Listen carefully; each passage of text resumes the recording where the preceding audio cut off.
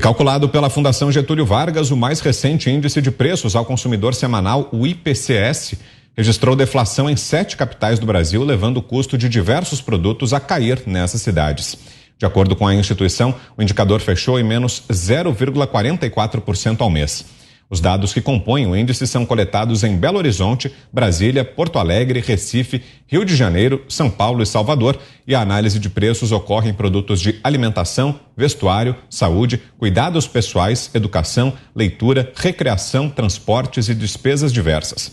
O Rio de Janeiro teve a maior deflação, com menos 0,95%, seguido de Belo Horizonte, Recife e São Paulo. Nesta terça-feira, o Fundo Monetário Internacional divulgou um estudo no qual elevou sua projeção de crescimento do PIB do Brasil para esse ano. De acordo com o órgão, a economia brasileira crescerá 1,7% nesse ano. Em abril, o FMI havia estimado que o PIB nacional seria de 0,8%. A revisão do desempenho econômico brasileiro vai na contramão da previsão dos demais países, já que a entidade reduziu o crescimento global em 0,6%, como é o caso da Argentina, país governado pelo esquerdista Alberto Fernandes. O economista Pierre-Olivier Gurrinchas, do FMI, emitiu alerta para o país e disse que a situação econômica de lá é muito preocupante. Segundo ele, a Argentina tem um processo inflacionário ancorado, com o índice do ano acumulado em 64%, com expectativa de que possa aumentar. Em março desse ano, o país sul-americano fechou um acordo com o FMI para refinanciar sua dívida de 45 bilhões de dólares. Mota. As notícias são boas mesmo, Brown. Tem uma outra notícia tem uma outra informação relativa à inflação que é muito importante as pessoas conhecerem. Há 2 ou 3 dias foi anunciada a previsão de inflação dos Estados Unidos, que é maior do que a do Brasil. É isso mesmo, vocês ouviram certo. Os Estados Unidos terão uma inflação maior do que a do Brasil. Essa previsão de crescimento do FMI de 1,7%, a previsão original era de 0,9%. Agora o FMI corrigiu para 1,7%. Mas há setores do governo estimando que o crescimento pode chegar a 2% ou até 2,5%.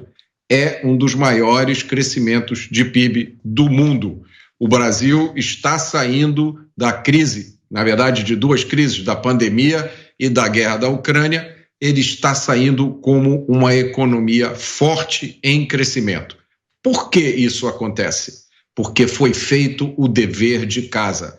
Ao invés de construção de estádios ou de financiamentos a juros subsidiados para obras dos amigos, foi feita uma liberalização inédita da economia, saneamento das estatais e do governo.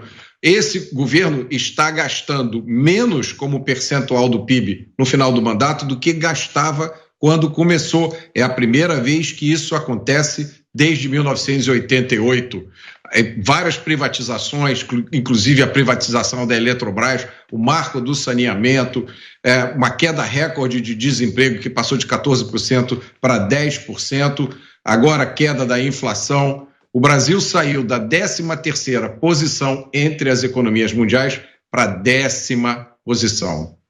Só falta uma coisa para a gente definitivamente destravar esse país e entrar para o primeiro mundo, que é resolver a grande chaga desse país, que é a impunidade, que gera essa onda infinita de criminalidade que a gente vê todo dia. Mas até nisso as notícias são boas. Em 2021 foi registrada uma queda de 7% nos homicídios relativo ao ano anterior. Então, as notícias são muito boas. As pessoas precisam conhecer essas notícias. O Brasil está andando para frente. Oceana, temos 1 minuto e meio. Olha, Mota, quem dera se o problema fosse apenas o índice inflacionário aqui nos Estados Unidos de 9,1% ao ano, né? As prateleiras estão vazias em muitas cidades, crise migratória sem precedentes, né? Criminalidade com índices históricos nas grandes cidades, impressora de dinheiro aí a 1000, né, ligada 24 horas por dia, e o Brasil, com políticas responsáveis e pastas muito técnicas, segue aí despiorando. Eu queria, dentro desse contexto dessa notícia, nosso comentário aqui de que o Brasil vai na contramão do mundo, ler 2 tweets do Felipe Martins, que é assessor para assuntos internacionais do presidente Bolsonaro, que ontem ele tweetou o seguinte: em mais uma demonstração de que a narrativa sobre o isolamento internacional do Brasil é falsa, os Estados Unidos anunciaram a total revogação das medidas restritivas contra a importação do aço brasileiro. A revogação é exclusiva para o Brasil e as restrições continuarão para outros países. Continua Felipe Martins.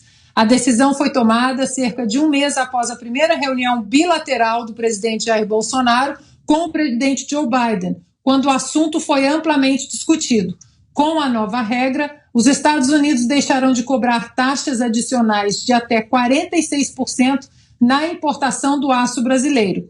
As restrições já haviam sido mitigadas em 2019 com uma cota que permitia ao Brasil exportar 3,5 milhões de toneladas sem taxas adicionais e agora foram totalmente removidas, possibilitando a expansão da siderurgia nacional, que exporta mais de 7 bilhões de dólares para todo o mundo. Apesar da torcida contra aí da oposição, da velha imprensa, do STF, o Brasil segue despiorando, Vitor. Você, Fiuza, 30 segundinhos. Olha, o nome do jogo é gestão. Então, olha, faz o paralelo Brasil-Argentina. Por que essa disparidade? Por que tamanha disparidade em relação ao crescimento, em relação à inflação? Porque um país é administrado, ou seja, gestão, e o outro país segue a demagogia.